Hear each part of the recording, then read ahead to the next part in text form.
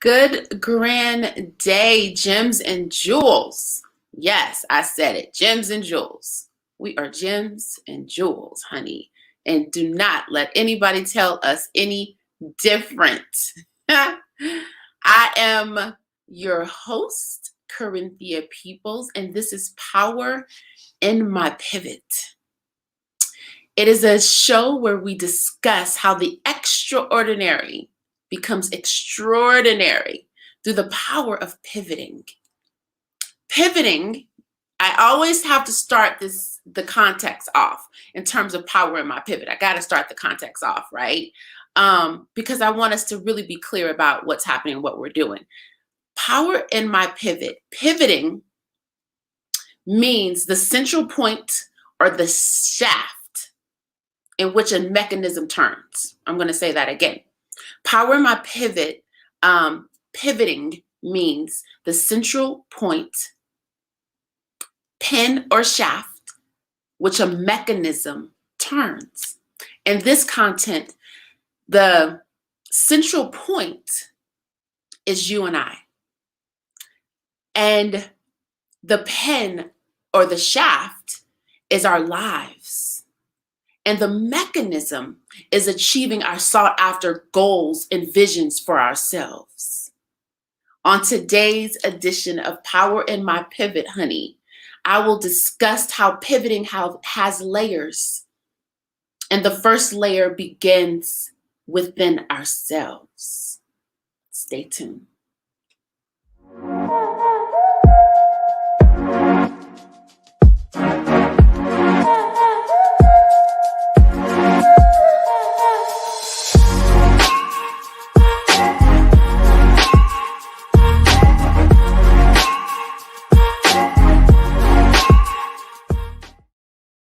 Welcome back. Yes, welcome back to Power in My Pivot. Power in My Pivot is a discussion of an unfoldment, if you will, of how along our journeys we've had to continue to pivot, whether that's been voluntary, conditionally, circumstantially, or out of sheer survival, honey. It's a talk of our journey and our evolution of human beings. Welcome, welcome, welcome all into the room. This is an interparticipatory dialogue, so baby, feel free to drop comments in the chat and add to the conversation. I definitely want to hear from you. It is essential that we talk. This isn't just about me talking. This is about us having a dialogue, us having a conversation. Thank you so much for those who are in the room. Please gently, oh so gently, smash on that like button. And if you can subscribe to the Corinthia Peoples YouTube channel, that would be awesome. I appreciate you. I appreciate you. So welcome to the room. Yes. All right. Well, you know, it always is what it is, baby. And I appreciate those who are here. I appreciate you so very much. Know it. So I'm going to just dive right into this and unpack that there's layers to pivoting, right? I talk about pivoting, but what I realize is like, wow, there's layers to this thing. We just don't wake up and just be the thing that we decide we want to be. It takes layers, right? So I'm going to go through 3 layers of this pivoting piece of the change, right? So pivoting means to change, to turn, to be a new person, to be a new you, a new expression of who we are. So the first layer is admitting to yourself that change must occur. That's the first layer. The first layer is admitting that change must occur because you just can't find no joy. You can't find the joy. You can't find the peace inside yourself. So change must occur. That's the first layer, that you saying things got to change. I have to change. I have to be the bigger person, the bigger expression, do the bigger thing, do the scary thing, step into my power. The second layer is recalibrating and leveling up within. Recalibrating within. Leveling up within. You know, not wishing that I had that thing, but saying, I have that thing. I have the joy. I am confident. I am the expression. I am living my best life. Recalibrating on the inside, because see, we're on autopilot. We get up, go to work, get dressed, do the job, come back home, sit at our computers. At this time, we're sitting in front of our computers. And if you're anything like me, you're getting dressed every day like you are going to work still, just so there's some normacy, or there's still some motivation, some inspiration. The third layer is doing the new desired action. So doing it. So first, we're admitting that change must happen. Second layer is recalibrating it from the inside out. Recalibrating, visualizing that thing, saying to yourself that you can do the thing that you're very afraid to do.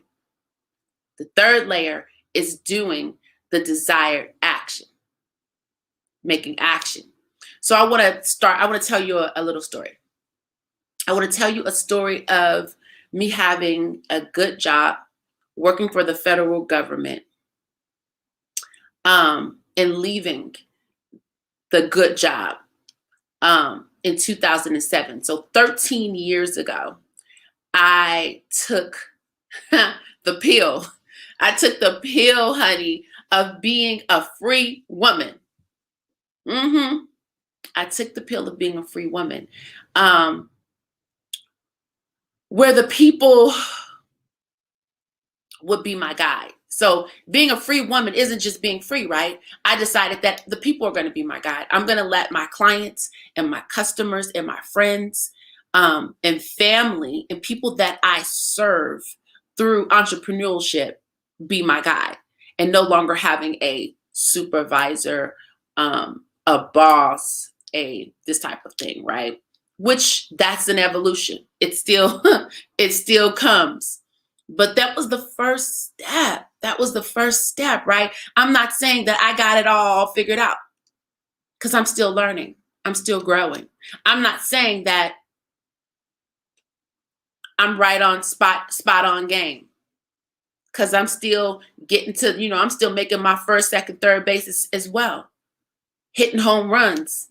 Sometimes I make it to first base. Sometimes I got to sit and stand. So by no means am I saying I got it together. However, I'm sharing with you my journey 13 years ago of being a free woman and deciding to let my friends, family, customers, and people that I serve through my jewelry business be my boss, be my guide, be the people that I serve, lead by example, and transitioning into entrepreneurship, right? So that first layer, what I talked about, that you have to figure out, you have to decide in yourself that change must happen.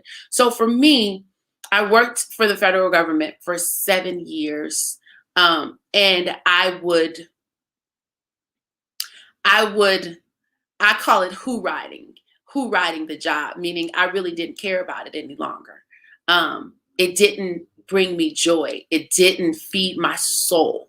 It did not, I didn't feel that I was living to my fullest potential. That's when, and taking two, I don't know if I should say this on online, but I'm no longer there. But I would take 2-hour lunches.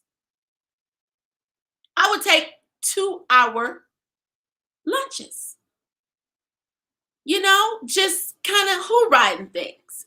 And that's when I knew that I needed to do a different thing. That's when I had to say to myself, Corinthia, you have to do something new. You got to do something different. So that was me admitting that I could not continue to take 2-hour lunches, because that was not going to ride for so long. I could not continue to just kind of be frivolous with my life, to just be on autopilot with my life. I had to make a decision. So it occurred to me that change had to come, right? So that first step, and stay with me on the story. The first step in terms of me not, I wasn't feeling like I was standing in my self-fulfilling prophecy, in my own self-fulfilling prophecy. Now, I say that self-fulfilling prophecy, but I want to describe to you what a self-fulfilling prophecy is. It is a self-fulfilling prophecy is a person's expectations of themselves coming true simply because the person believe it will and moving in the results and behavior that aligns to fulfilling the belief. That's a self-fulfilling prophecy of aligning to the belief that you feel that you deserve and that you want to have, right? So simply put, I desired more for myself and for my life. I admitted to myself that change must occur. And I had to make a decision to be in alignment to fulfill my belief that I wanted more for myself, to put it very plain and simple. And I give you the example of me leaving a quote unquote good job. Yes, I have to pause because there's so much to that.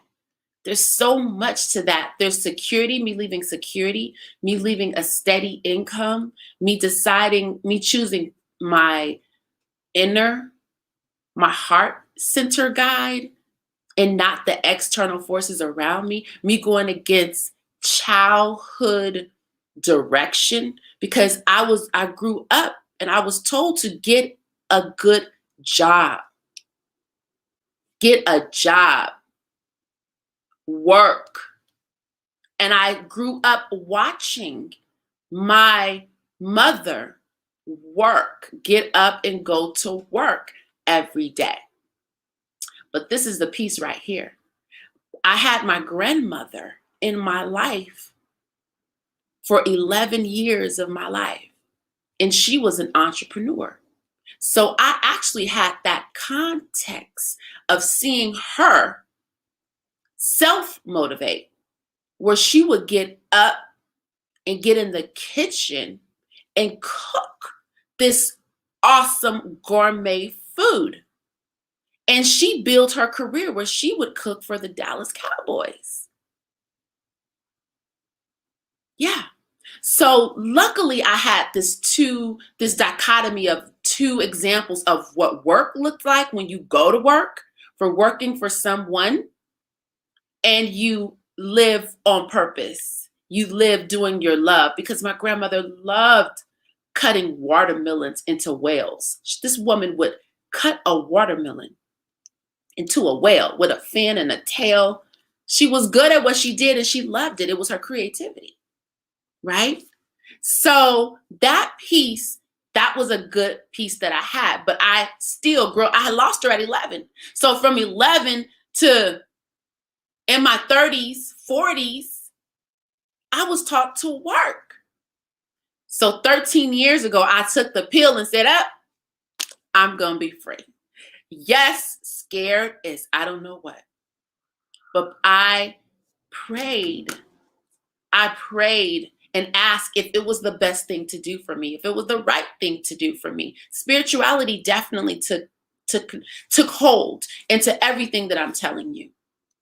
Everything I'm telling you was also a spirit walk. So I would say, I have faith. I believe in God. I believe in the higher being, whatever you want to call it. It could be Allah for you. It could be Buddha.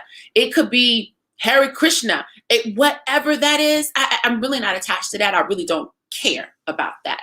What I care about is for us to get to the best parts of ourselves. And that can be through spirituality, or that could be through religion. It doesn't really matter to me. long as we get there. That's what matters to me, right? The second piece, that second layer, was recalibrating. So that brings us into the spiritual piece, the higher power that lives within us, that guides us every single day and every single moment. So it was recalibrating what I thought, what my beliefs were, what that was. Let me tell you what happened. While at the federal, while working my job, I worked in one department for the waste management, right? And it was the scientific piece of waste management, the scientific piece, because it was a research laboratory. So it was a scientific piece of waste management. And there was a poster that this woman, she would do the marketing for the waste management department to market throughout the world, because it was on a federal level. So she would market throughout the world. And she created this poster for Earth Day.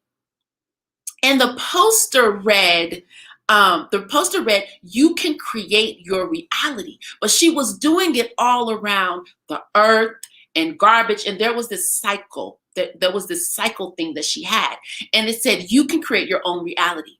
But it was based, again, on Earth Day, conserving our environment, garbage, landfills, dumps, right? But it was like, you can create your own environment. You can create your own reality. So I'm at work and I see this poster. And I was like, whoa. I internalized it from my own self and not through what she had intentionally marked it to be, which was for waste management. I was like, I can create my own reality. So it took me back. I had to stop for a moment. And that poster changed my life. Because at that moment, I started to create my reality and what I wanted my reality to be. And before that poster, I never knew that I could do that. So I'm here to tell you that you can do that. We all can do that. We all can create our own realities based on recalibrating our inward talk, our inward thoughts, our inward perceptions of who we were meant to be, who we are. We can do that. And that is a beautiful thing to unpack. If you unpack that notion, for me to unpack that notion was so liberating. And the next steps was that piece, that third layer, was taking the action. Taking the action to actualize the thing that I said I wanted to do, other than perpetuate what I was in, right? So by me taking the action, what I did was I was working double time, honey. I was working a job and building a business. Double time. But my first action, when I decided that I no longer wanted to, when it occurred to me that I no longer wanted to be in a job, working for a paycheck and having a boss, which I worked with great people. However, I needed more. So my first step was to go part-time. So I'm not telling you to jump out on the ledge, jump out and just jump out. I'm not saying that at all, because I didn't do that. I went part-time. And I continued to do my business. I continued to build my business. And it didn't occur to me until I was talking to my grandfather's wife at the time. And she was, she just was asking me what I was doing. And I told her, I went part-time on my job and I'm doing my business. And she says, well, does the work cover all of your expenses? And I told her no. And she says, well, so you have to do your business. And I was like, it never occurred to me that I had to do my business in order to make my ends meet.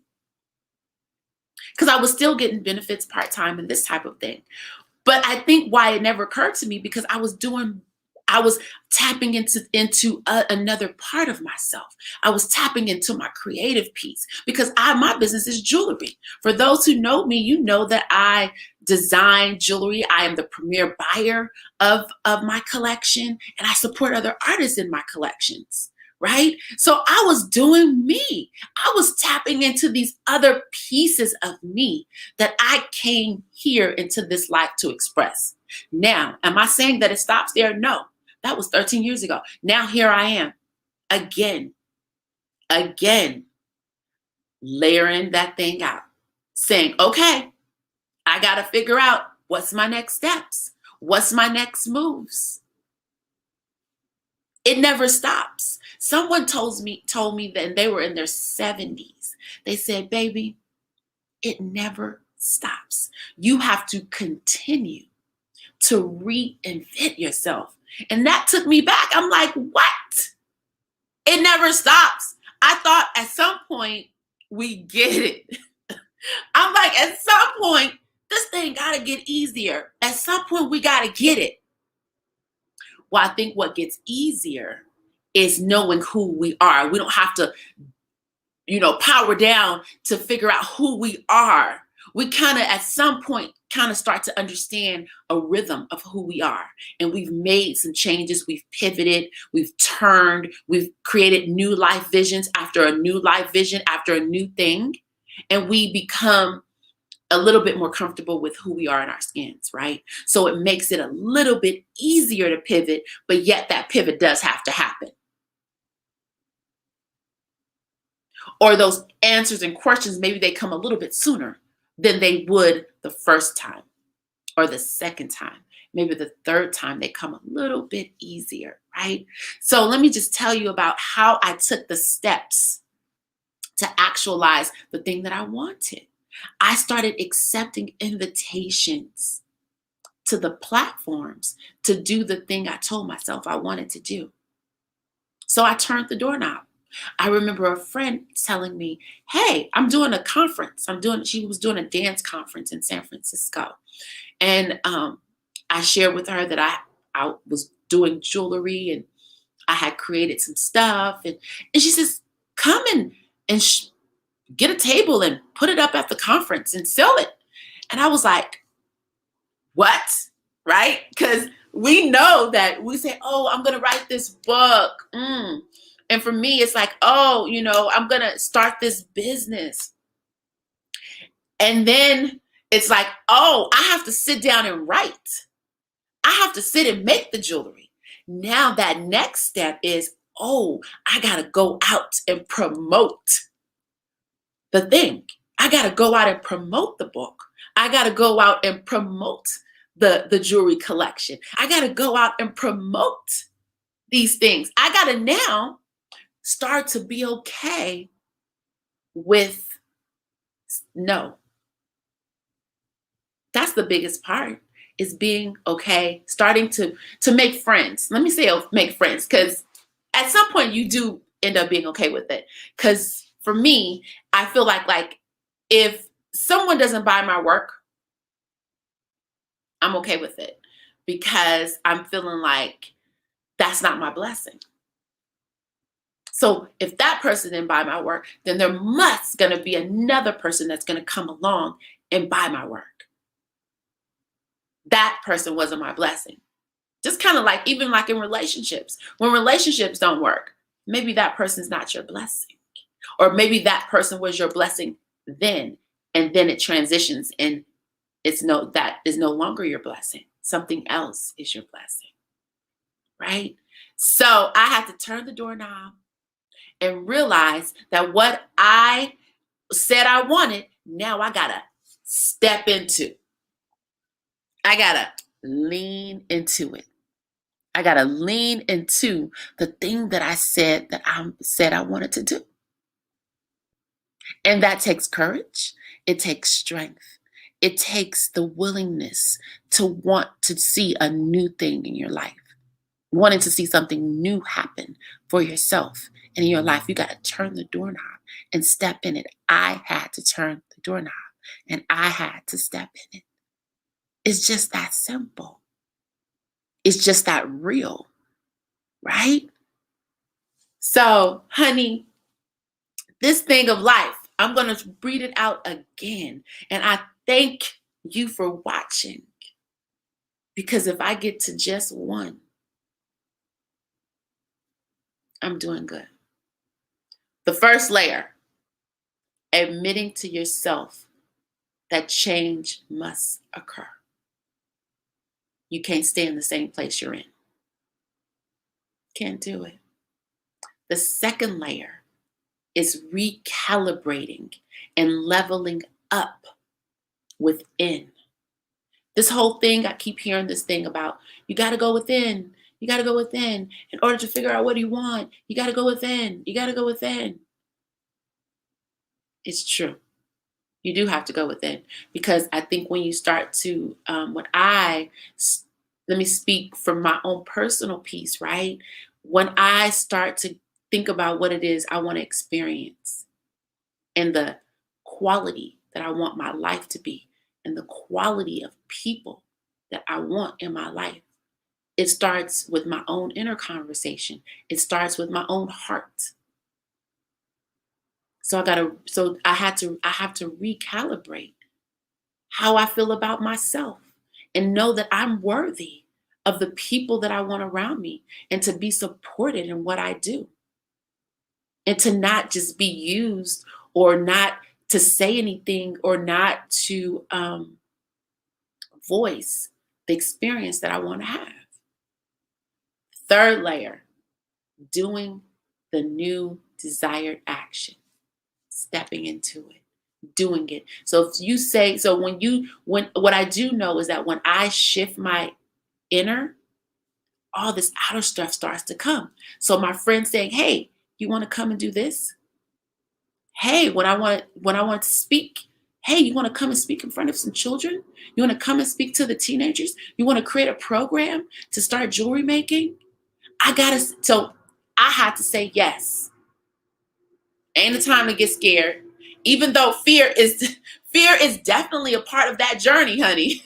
Fear is definitely a part of that walk. Because I think anything that's new, that's worth evolving into, you're gonna have some fear. Even me doing power in my pivot, honey, I would be like, let me breathe. I can do this. I can do this. And I'm not afraid to share that journey. I'm not afraid to share that journey, because I think that's the piece we need to hear. We need to hear other people's journeys. You know, Lauryn Hill once said, some people, do a thing and you know how hard the work is. You know how hard it is. You know what the work is it took you to get to where you are. So when you see somebody else doing that thing and did the work too, you like, oh, you did the work too? Yes, because it takes the work. And that's that whole 3-layer pivoting work, right? Admitting, recalibrating, and action. Admitting, recalibrating the self, what we were taught, what we were shown, now let me go into me and see what I desire. Because what I desire, the people that told me to go out and work, do this, do that, maybe they didn't desire that thing, the same thing that I'm desiring. So then I got to go into me and figure it out. Yes. Yes. So I wonder at this time, if you want to add to this conversation, or if you want to just say thank you, or write on, or power to the people, or whatever, this is a time to just kind of like put it in the chat. That would be so awesome. I just want to shout you out for being here in the room. I appreciate you so much. So much, so much, so much. We feed on each other, honey, in the smallest, simplest ways. And I give thanks. Gratitude is like first and foremost in my life. So I am thankful for how it comes up, how it shows up. We all have to do our work, because we all matter. We all make a difference. We all make a difference. We all matter. We all got to step into our power and who we are. So the health tip for the week, I'm going to have a health tip salute drum roll, health tip across the screen or something. Sonetta, hi. Love you. Love you, sister. Love you. Thank you for being here. I appreciate you on so many levels. You are heaven sent, and I'm heaven sent. We are both heaven sent because we're both doing what we were instructed to do. Thank you, Sonetta. I appreciate you. So our health tip right now. So again, I don't want to just talk about a problem, right? I want to render a solution to the problem. And the health tip for this week is to drink from the cup of your inner guidance. To drink from the cup of your inner guidance. And how does that happen? How do we do that? It's by going within and recalibrating to align and fulfill your belief of your vision of you. So that's how we drink from our own cup, is to go inside and recalibrate to align and fulfill our belief of our vision of us. Yeah. What inspired me this week? What inspired me this week was my desire to speak from my heart, and talk about what I know and believe, what I've walked and what I've done. That's what inspired me, right? Versus what people want to hear. So I was inspired by being authentic with my journey and how I can add value to the World Wide Web, to the people that watch, pay attention, to my Zanetta, to my other people. That's what inspired me. To talk what I know, to talk the journey that I've walked, to walk the journey I've talked, right? That's what inspired me to be doing and being led. Can I just say how grateful I am right now? Can I just say thank you for tuning in? Because this Power in My Pivot thing, it's really becoming a soul. It's deep. It's like coming. It's deep inside. It's deep inside of me, and it's coming up. It's coming up. So I thank you for walking this journey with me, and I know it's going to change lives. I know it, because it wouldn't have been put on my heart to do if it wasn't. Or have the courage to muster up the courage to get on here. Do you know how much courage it takes to do this right now? Yes. But I'm up for the challenge. I'm up for the courage journey in this and other areas of my life. Power in My Pivot, honey, happens every single Saturday. I will never let you down. As long as I got breath in my body, and as long as I am being guided to do and to be consistent, I will be consistent with you. Absolutely. So Power in My Pivot, it's on the screen. It happens every single Saturday at 11 a.m. Pacific Standard, 1 Central, and 2 Eastern time.